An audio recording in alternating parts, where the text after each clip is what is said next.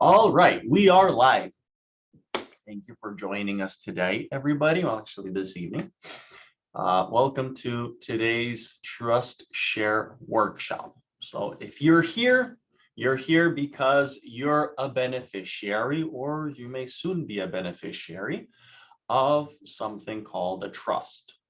And so we'll talk about what that means and what that looks like on a very practical level.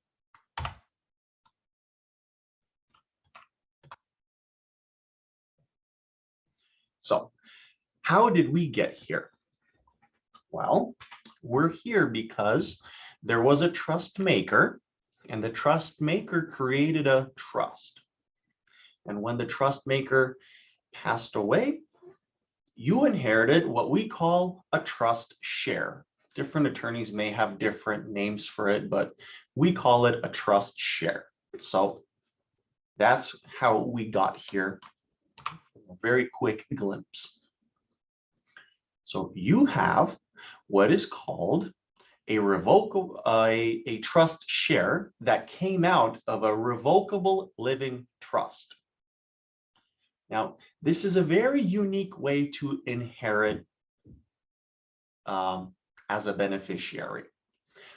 What the most common way of inheriting as a beneficiary is something that in attorney language we call inheriting outright, whereas the money you inherit attaches to your person, to your social security number, and you have unlimited discretion.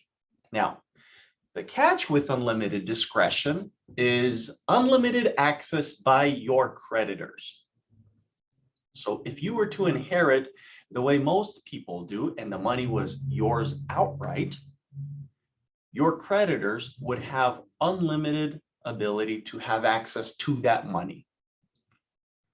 The storyline changes drastically if you inherit via a trust share, such as yourselves. So if you're watching this and you're here with us tonight, you've inherited via a trust share. A trust share gives you great opportunity and ability to protect your inheritance from any of your personal creditors. So what that means on a practical level is if a beneficiary is caught driving down the road and causes a simple driving error and gets into an accident, this story is going to spiral out of control very, very quickly. And so I'm actually a very positive person in real life, but for what we're doing today, I have to put on my attorney hat and actually be kind of negative here, because I'm thinking of the worst possible scenario, and then we're going to unwind that and protect our beneficiary against it. So the beneficiary is driving down the road and causes a simple driving error. So now the beneficiary has a creditor coming after them from that car accident. Let's say the beneficiary gets hurt themselves and now is in the hospital with medical expenses accumulating. Well, let's add that now the beneficiary is in trouble and is considering filing for personal bankruptcy because the amount of debt and creditors that are coming after them is just too much for them to handle financially. So they're considering filing for bankruptcy. And on top of all of that, they're married and now their spouse wants to walk away from them and wants a divorce. Well, what happens now is two very distinct results based on how the beneficiary inherited. If the beneficiary inherited in our scenario, in our storyline, with a simple will, there cannot be any creditor protections, which means that the beneficiary's entire inheritance is up for grabs through this storyline by all of the creditors, whether it be medical expenses or from the car accident or the walking away spouse or bankruptcy. However, if you inherit in a trust share, which you have, the result is completely different. This result is your creditors cannot have access to any of the money that was left to you in a trust share. That is because a trust share is a protected entity. It's protected from any of your creditors. In this protection, you're able to enjoy this protection.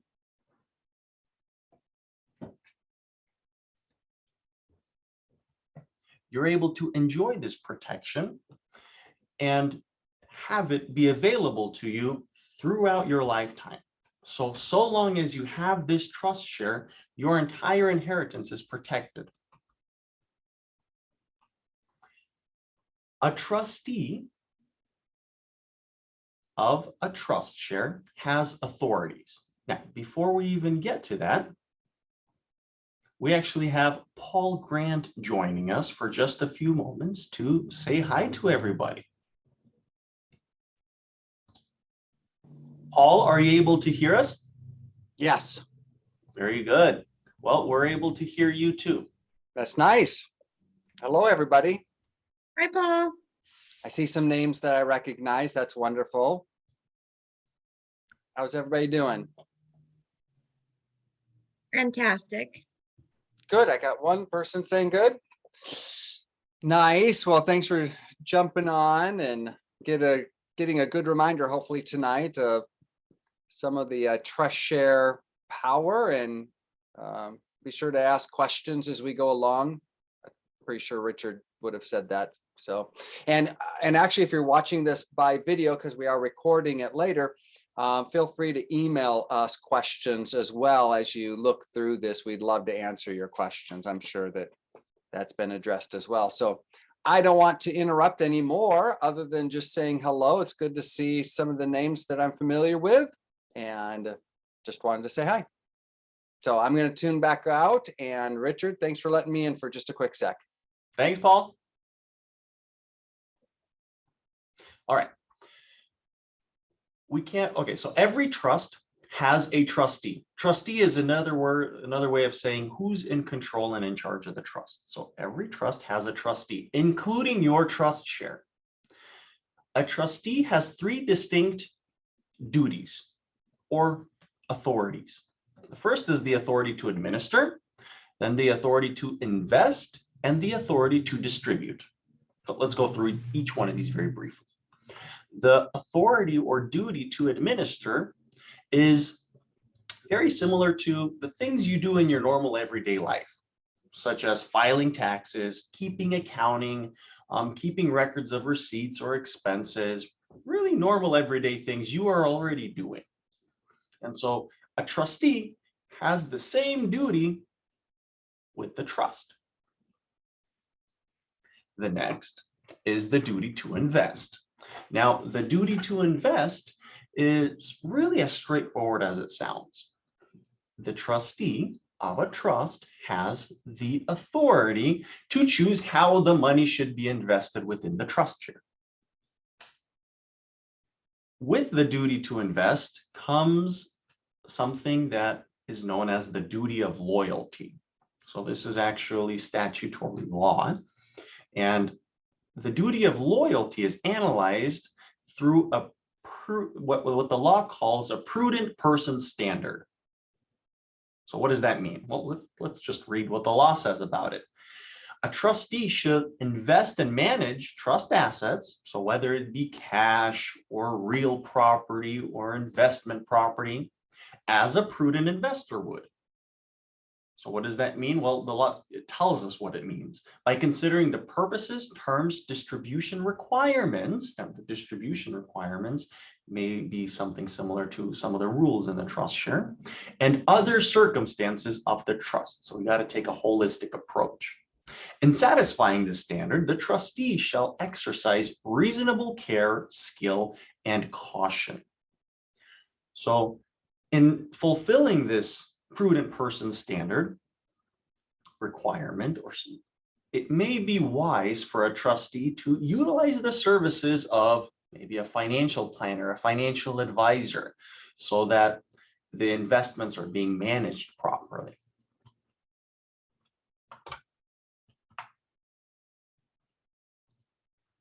The final duty that a trustee has is the duty to distribute. Now, this here is the actual action of pulling money out of the trust share and using it for the beneficiary themselves. This oftentimes is attributed and kind of works in conjunction with trust rules. The trust maker may have created certain rules associated with the trust share. In other words, a trust share may say, look, you can use as much money as you want liberally for things you want. Another trust share might say something like, you can only use this in money, your trust share, for things that you have a genuine need for. Those are very distinct and different rules and criteria. And so in fulfilling the duty to distribute, the trustee needs to really make sure they're following the rules of the trust. So we know what a trustee is and what the trustee's duties are. However, who is the trustee practically? Well,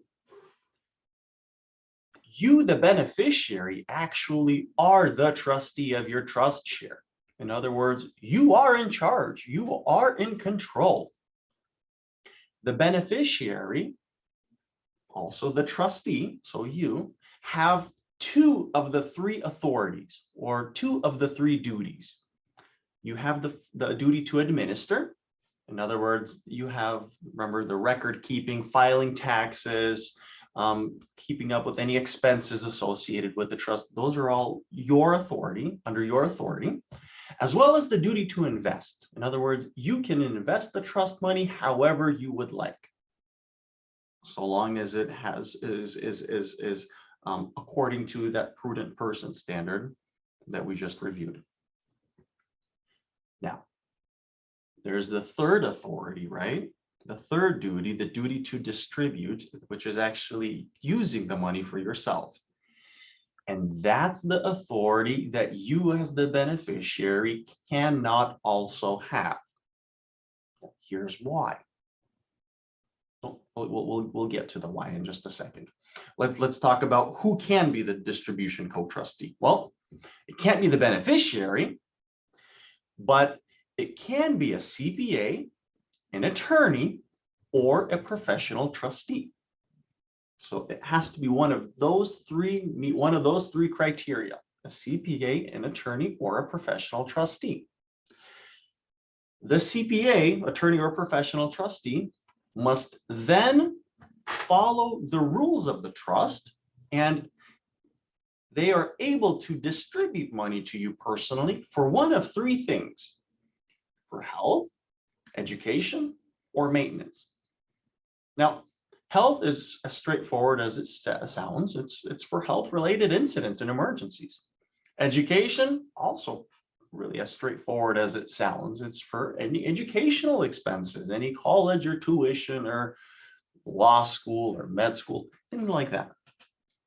And maintenance is really everything else. And it's that third category, maintenance, that the trust share will have very specific rules in how they define maintenance. And so that may be interpreted liberally for things that a beneficiary wants, or it may have a very narrow definition. And so the rules and the way that the distribution co-trustee then makes distributions to the beneficiary change dramatically based off of the rules. So now you may be wondering, well, why? Why can't the beneficiary, who is the trustee, have all three authorities? Well, that's because we don't want the scenario where a beneficiary has a creditor coming after them, and the creditor sees the trust share and sees that it holds a considerable amount of assets and says, hold on, beneficiary, you're telling me that you're the only one who's in control and in charge of the trust, and you hold all of the ultimate unlimited authority, and you're the sole beneficiary? Well, you're just treating this money as if as if it were your own money. So why should you get any of the creditor protections if you're not accountable to anybody? See, that's the scenario that this strategy is protecting against. Everything in trust law revolves around the intent and purpose of the creator of the trust. So the trust maker, when they created your trust shares initially and designed it and established this structure, their heart was to ensure that your inheritance can be protected against your creditors. And this trust share, as we reviewed, is one of the strongest shields known in law. There's a reason that we have a graphic of this vault, and that's because the trust share operates very similarly to the vault. There's only one person who can have access to it, and that's typically you, the beneficiary. And no one else can have access to it, not even your creditors. And we can accomplish that by following the rules and strategy of the trust, by making sure that you, the beneficiary, can hold the first two authorities. We'll go a slide back. Authority to administer and invest the money. However, actually pulling out and using the money, we want an accountability partner. An accountability partner so that if you ever have creditors coming after you down the road, you can look back and say, hold on, I wasn't abusing any of the rules of the trust share. I was using the money according to the rules that were established. And so, creditor, you cannot have access to this money.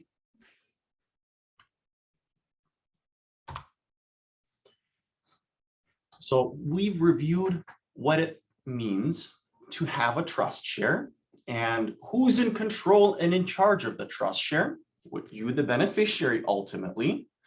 And we also reviewed, well, what does it mean to have a distribution co-trustee and why do we have that?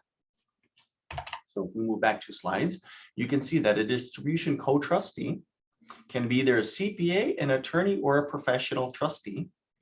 And the beneficiary gets to choose who that person is ultimately.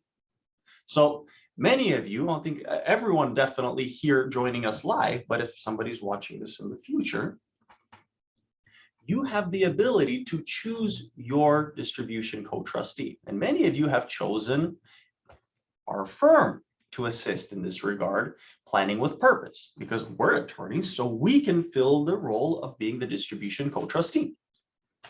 And so let's talk about what our personal process looks like from year to year as we represent and assist you really in the capacity of being your distribution co-trustee. It's a fairly simple process. We have a meeting with you, the beneficiary, once a year. We call it the annual trust share meeting, where attorneys were very creative in the way we name things.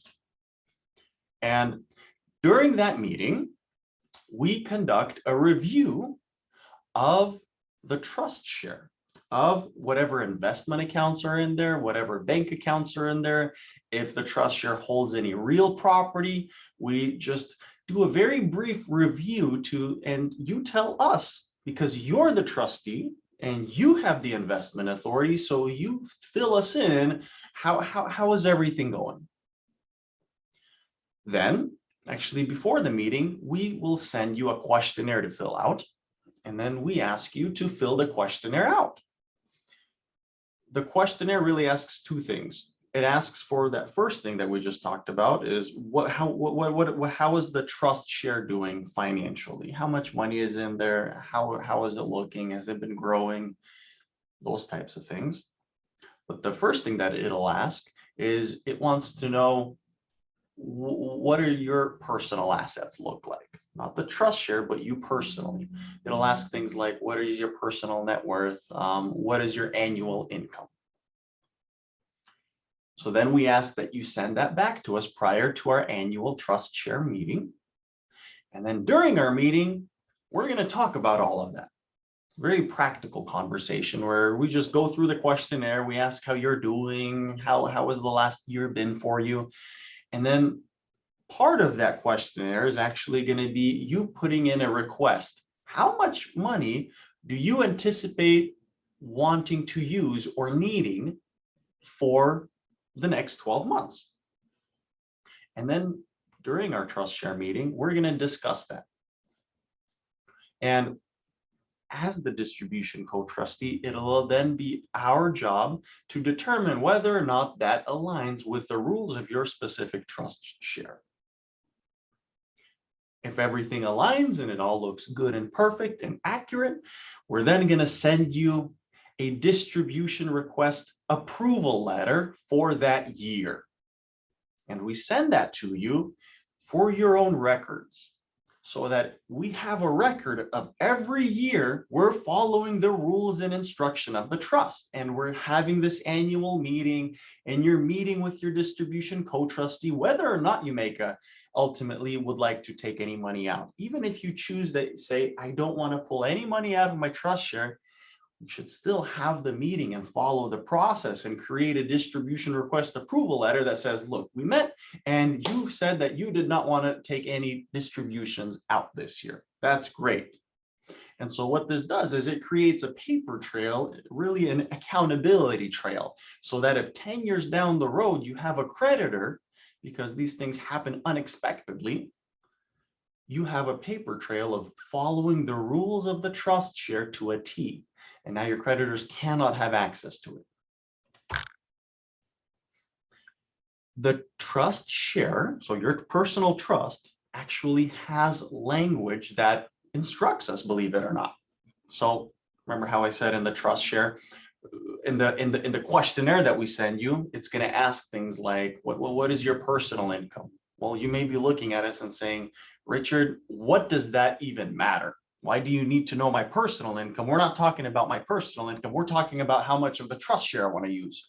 Sure, but the trust share actually instructs us to ask you, what does your personal income look like? It actually says our trustee shall be mindful of and take into consideration, to the extent it deems necessary, any additional sources of income and principal available to him or her. It's talking about the beneficiary.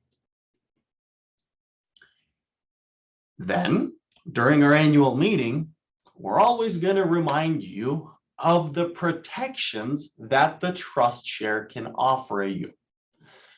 The caveat there and the catch is you have to follow the rules of the trust. So you have to have that annual meeting with your distribution co-trustee and really follow those rules in order to have the protections that the trust share is able to give you.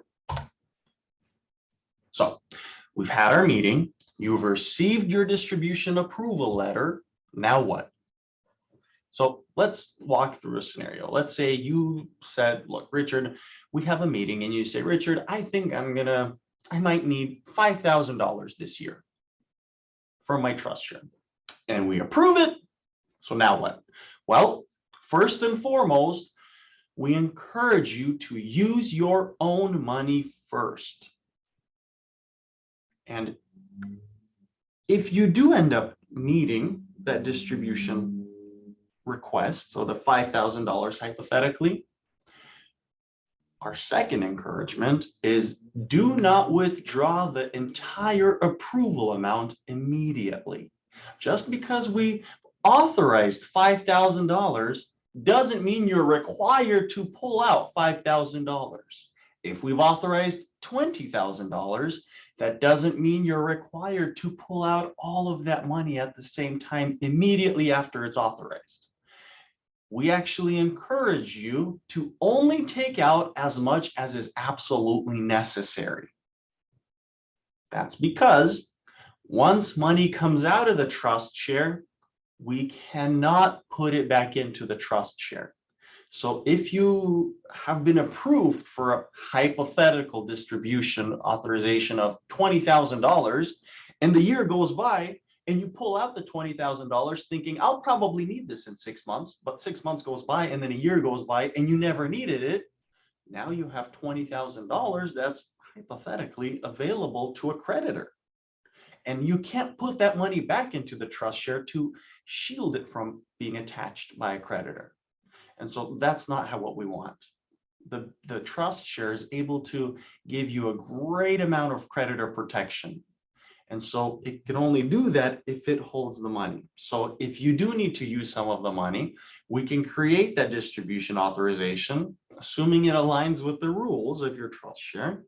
And when we do authorize it, only take out as much as is absolutely necessary, because if you take it out, you can't put it back in. Well, there is one way, actually, believe it or not, to take money out of the trust share and put it back in. And this is one trick that we have up our sleeve as attorneys, to be able to take money out of a trust share, but then have the opportunity, and actually requirement in this scenario, to put it back in. And that's by using a trust loan. You're actually able to loan money to yourself out of your trust, but then you are obligated to pay that money back. So when we have our annual meeting, we can talk about that. So if you're in a place where you say, Richard, look, I don't really want to use a lot of my trust share money. I want it to grow and be protected and maybe stay for my kids. Maybe we'll talk about that. I want to pull it out because I need it this year, but I want to be able to put it back in because I really like this idea of having money that's protected from any creditors. Well, we can do that. We can figure that out and assist you in that. So really, you may be saying, well, Richard, why do I even care about these trust share protections? I mean, chances are nothing's going to happen, right? Well, I don't know. The trust share protections that you're able to enjoy are kind of like car insurance, right? We hope we never need our car insurance, but if something happens and we get into an accident, boy, are we happy we have it. The past, how long have I been driving? 15 years maybe of my life. I haven't gotten into any car accidents. And in the past 5 months, I've gotten into 2. Well, no, I've gotten into 1, and then my wife got into one that was actually pretty bad, and the car was totaled. And so go figure, would have expected it. We hoped it would never happen, but it did happen, and we had insurance to take care of us financially, and so we were very happy for it. So life has a way of being unpredictable, and so we want to create an opportunity to be protected if something does happen, and this gives you that opportunity to be protected if something should go south. So let's imagine that years go by and the money that is in your trust share, whether it be an investment account, so it's cash, or if it's a real property, right, that's maybe being rented out and it's growing in value and accumulating. So your trust share has some significant assets. So what happens to it when you die? Well, a lot of you have something called a power of appointment in your trust share. Now, you may or may not have that. And we actually encourage you to review that with us when we have our annual meeting. So your trust share really has that answer. It's written there in black and white. So when we have our annual meeting, I can review that with you and we can talk about, look, what does it mean that what happens to that money if something happens to you? You may be able to leave it to someone. It may be completely up to your discretion. It may limit you. It may say, look, you can leave it to anyone you want as long as it's one of these 2 people. It could say that. Or you may not have any authority, and the trust rules may determine where that money ultimately flows if you pass away. So that's a very important, powerful tool that you have that we really should be reviewing on an annual basis to make sure that you're keeping track. And if you're in a place to where you want to do it in some of your own estate planning, we want to capture this. Because the only way to trigger your power of appointment and to make that call and decide for yourself, where does the trust share money go if something happens to you and you die, is by doing your own estate planning. So that there is very important. If you have the opportunity to decide where the money goes, it doesn't happen on its own. You have to do your own estate planning to dictate and make the call of where does that money flow. And so, Yeah, Richard, can I intervene course. here? And then I'm gonna of course, Paul. shut down and Do you head want me out to go for to the the evening. previous slide? Sure. We just had this scenario happen to where we've had a beneficiary pass away and they never made any elections. And so now things are moving to her kids, but now the instructions are different. And based upon what I believe that I know about her, she would have wanted something a little bit different, but she never pulled the trigger. She never made the adjustment. And so this is actually a big deal. Most of our beneficiaries have not done a power of appointment. In other words, taken the authority that might be given you in your trust share to direct how you want any money left over in your trust share to be distributed. So just wanted to intervene for one quick moment, please. I believe that as you meet with Richard through the year, he's asking this question, and we can help you at any given time. Email us, contact us, set up a different appointment, and let's make sure that we have everything aligned so that any power that has been given to you can be properly and legally enacted. So not everybody has the power, but if you do have it, we want to make sure that we pull the trigger in the proper way for you. So get in contact with us. Let us help you, please. I don't want this missed opportunity just to be another part of the presentation that we kind of gloss over. This is actually a big deal.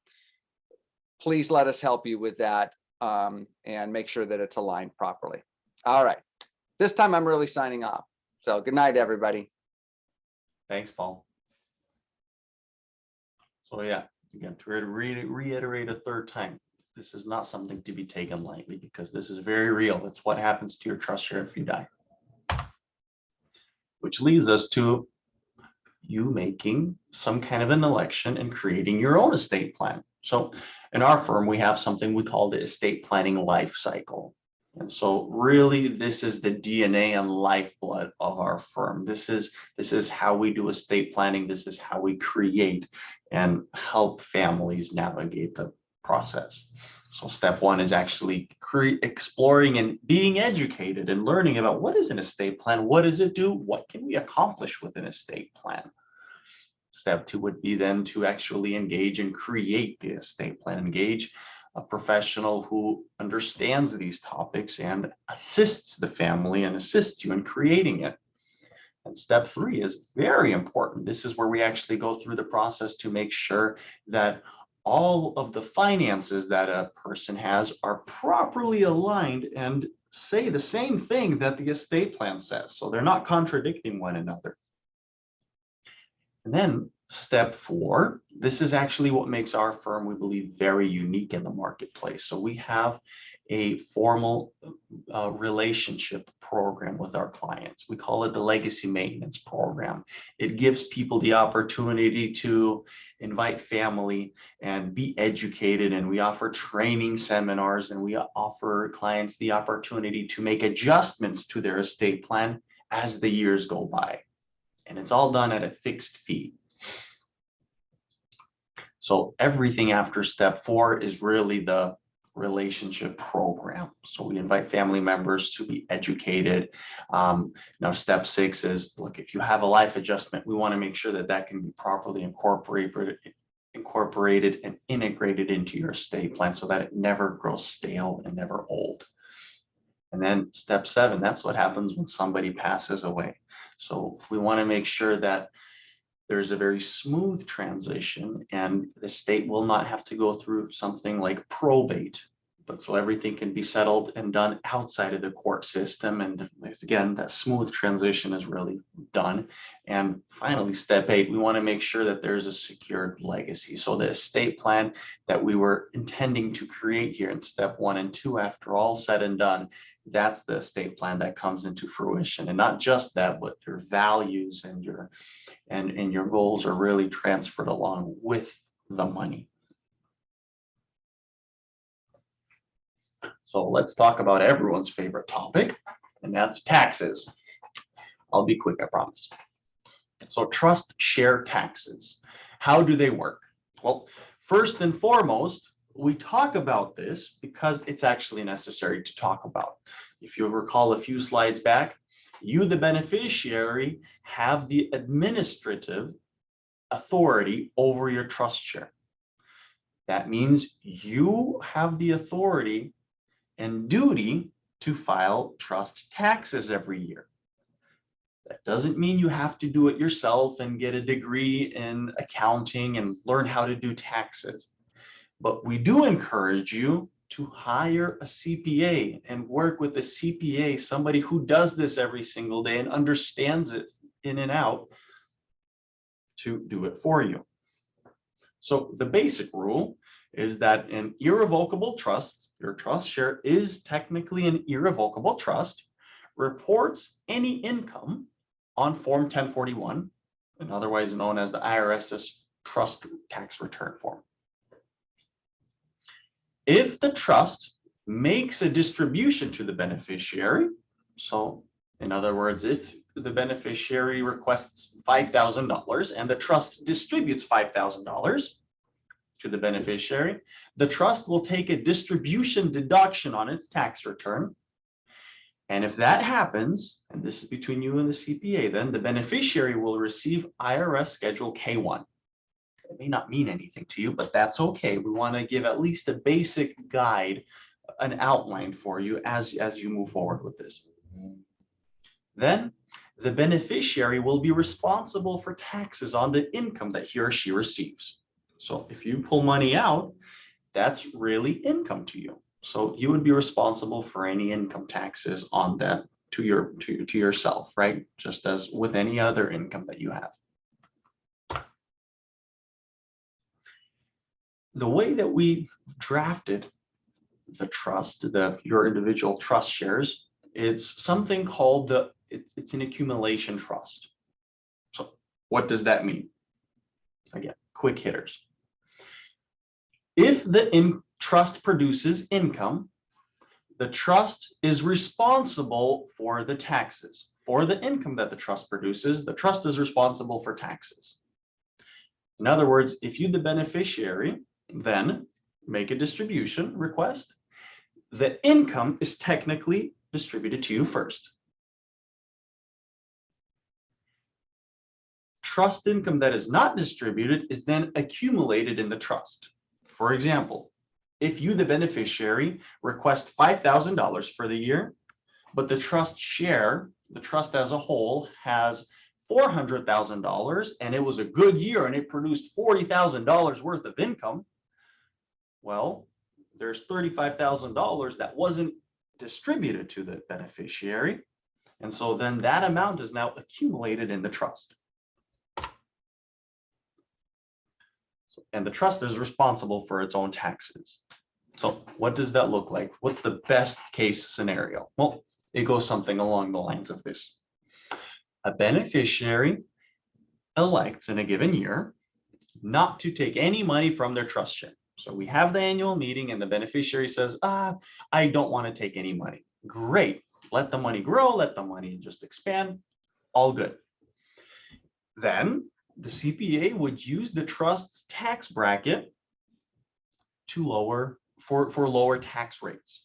And so really what happens is we're able to leverage the beneficiary's tax bracket and the trust shares compressed tax bracket and find a middle ground, a balance between the two to result in the lowest tax liability to the trust share and ultimately the beneficiary. And if the tax rate exceeds the beneficiary's income tax bracket, then the beneficiary can personally pay the remainder of the trust taxes. In other words, if there's still a tax due and it ends up that the trust taxes are actually going to be higher than attributing them to the beneficiary, we can do clever tricks in the tax world and say that actually the beneficiary is going to pay for those taxes, but then the trust is going to reimburse the beneficiary and make the beneficiary whole. So long story short, we can leverage personal income taxes, income tax brackets, and compressed trust income tax brackets and come with the best case scenario to ultimately save the beneficiary money is what happens. taxes, taxes, taxes. There is no better time to prepare and start planning than now. So we're getting into the tax season. So please, please, please talk to your CPA, work with a professional. Don't do it by yourself, because unless you have a tax degree and have a background in filing taxes, this is typically too much for any normal person. And I include myself in that. I can understand a little bit about taxes, but when it comes time to actually filling out the form and knowing where to put things, I trust the professionals to do that myself. So that's our encouragement to you. Partner with the CPA for proper 2022 or whatever year you may be watching this, proper trust tax elections. Do not put it off. The sooner you start, the better.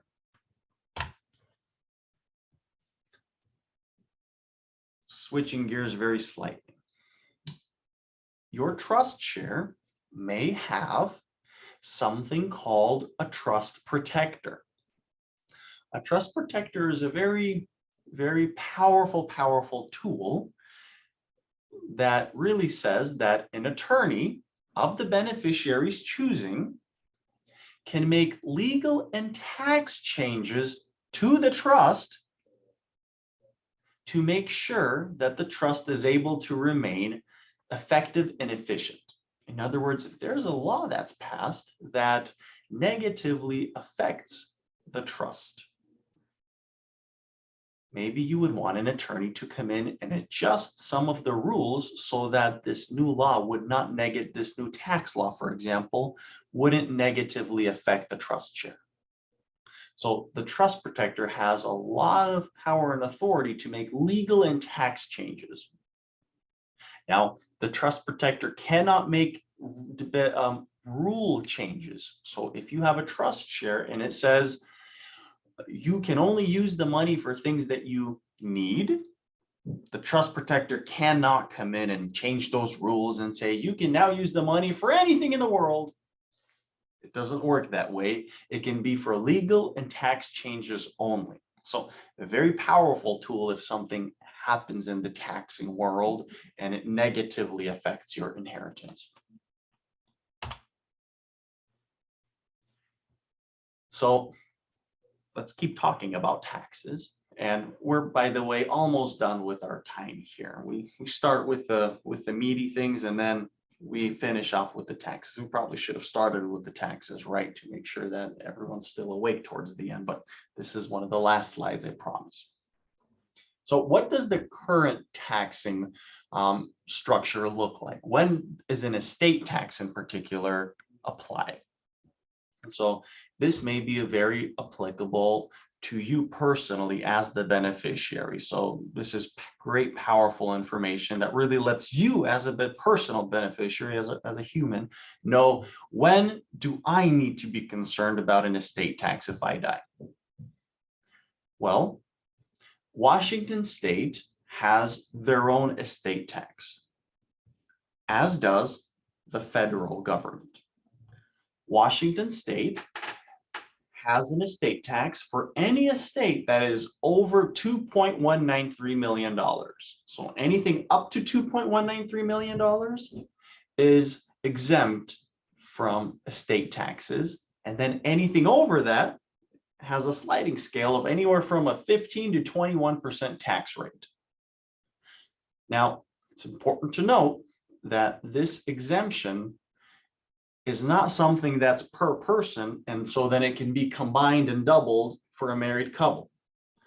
It's $2.193 million, period, whether you're single or whether you're married.